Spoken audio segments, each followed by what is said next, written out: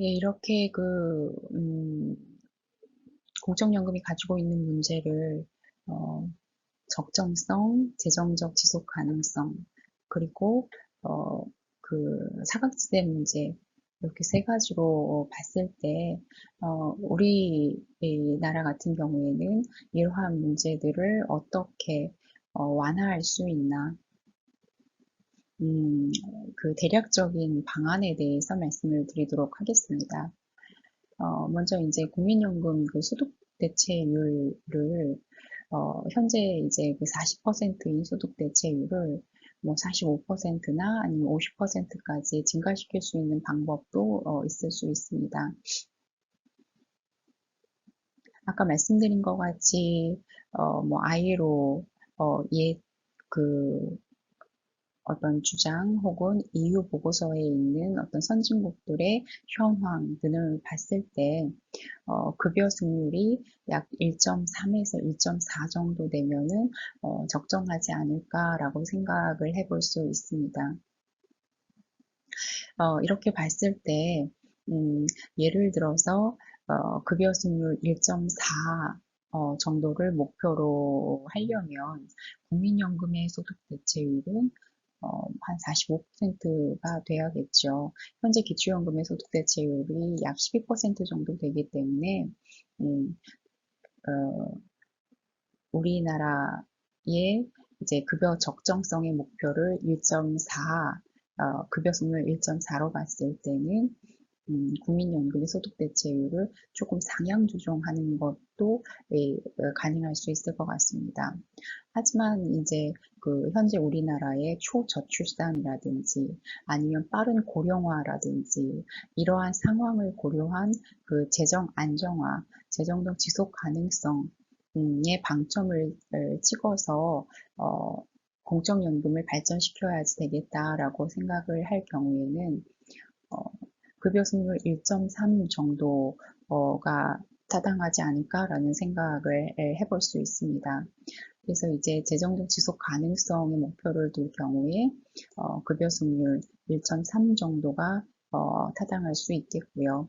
이렇게 되면 현재 기초연금이 소득 대체율을 한 12%의 기능을 하기 때문에 국민연금 현재 40%의 소득 대체율은 그렇게 낮은 퍼센트지는 아니다라고 생각할 수도 있을 것 같습니다. 하지만 뭐 어쨌건 이제 적정성 강화 차원에서 예를 들어서 소득 대체율을 상향 조정한다든지 할 경우에 반드시 보험료율 상향과 같이 논의가 돼야지 될 것 같습니다. 그리고 이러한 보험료율 상향은 반드시 또 사회적 합의를 거쳐서 이루어져야 하겠죠. 그 다음에 일단 국민연금의 적정성 강화 방안에 있어서 가장 중요한 부분 중에 하나는 가입 기간을 확대하는 부분입니다. 아까 살펴보신 것과 같이 2021년에 국민연금, 노령연금을 새로 신규로 받는 분들의 평균 가입 기간이 약 18년 정도입니다.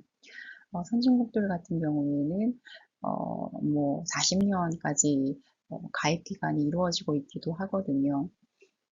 이렇게 가입 기간이 확대되면 국민연금 급여액도 증가하게 되고 당연히 적정성도 나아지는 것이기 때문에 국민연금의 가입 기간을 늘릴 수 있는 그러한 다양한 정책들이 이루어져야 할 것 같습니다. 뭐 대표적인 게 뭐 연금 크레딧을 좀 강화하는 방안이겠죠. 그래서 출산 크레딧 현재 두 자녀 이상이어야지 어, 음, 드리고 있는 출산 크레딧을 뭐 자녀당 3년 혹은 4년으로 확대한다든지 또 군복무를 할 경우에 6개월을 제공하고 있는 군복무 크레딧을 군복무 기간 전 기간으로 확대한다든지 이러한 방안이 있을 수 있을 것 같습니다. 그리고 기초연금액 상향 같은 것은 이제 그 어,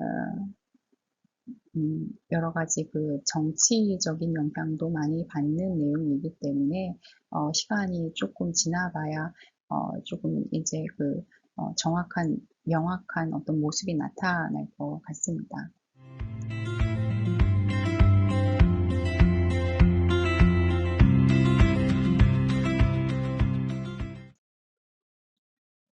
그 다음에 이제 재정적 지속 가능성 강화 방안입니다. 일단 그 보험료율을 좀 높여야 하는 것은 사실입니다.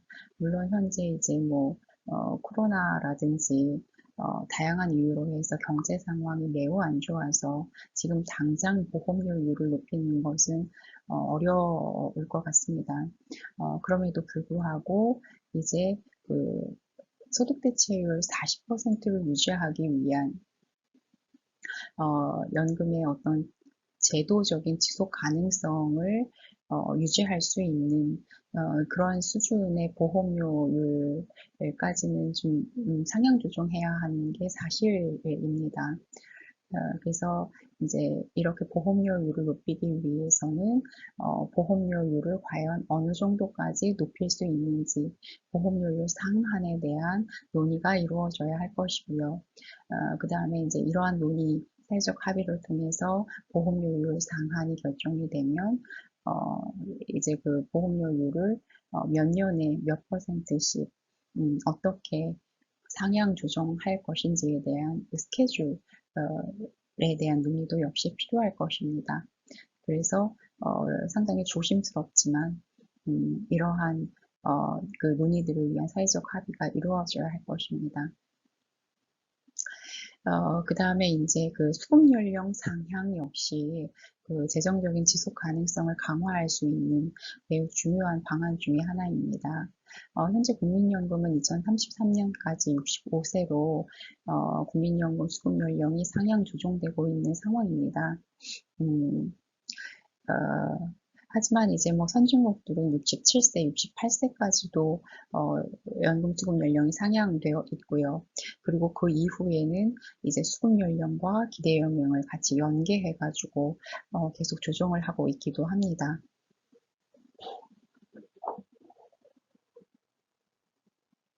그 다음에 역시 또 가장 중요한 재정적 지속 가능성을 강화할 수 있는 중요한 그 방안 중에 하나는 고령자의 근로요인을 제고할 수 있는 그러한 그 방안이 있을 수 있습니다.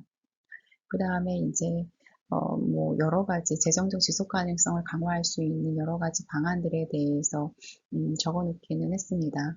지금 이러한 방안들은 우리나라에서 꼭 도입을 해야 한다라는 것은 아니고요. 이러한 방안들도 있다라는 내용으로 이해하시면 좋을 것 같습니다. 연계 제도를 변경하는 제도도 있을 수 있습니다. 이제 그 급여 연계나 국민연금의 재평가 이러한 때에 우리가 그 활용하고 있는 임금 상승률이나 물가 상승률들을 뭐 조금 조정해가지고 재정적 지속 가능성을 강화하는 강화할 수 있습니다. 독일이나 일본이 이러한 그 방안들을 활용한 바가 있습니다. 그 다음에 이제 자동 조정 장치를 도입할 수 있는 방안이 있을 수 있는데요. 그 자동 조정 장치는 예를 들어서 경제 상황이나 아니면은 뭐 그 출산율, 뭐 인구 상황 이러한 것들과 급여 수준을 연계해 가지고 조정을 하는 방안입니다. 그래서 글쎄요, 제 생각에는 아직 우리나라에서는 도입하기가 시기상조인 것 같은데요.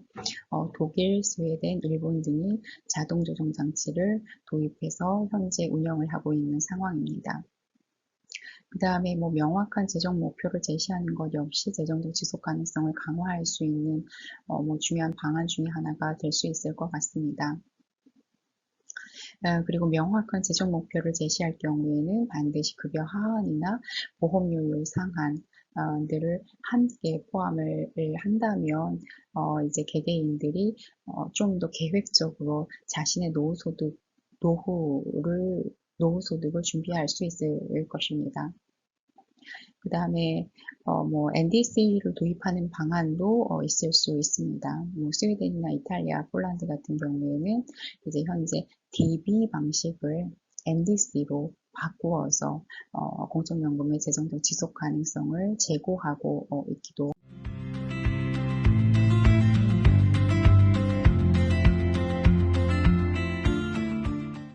합니다.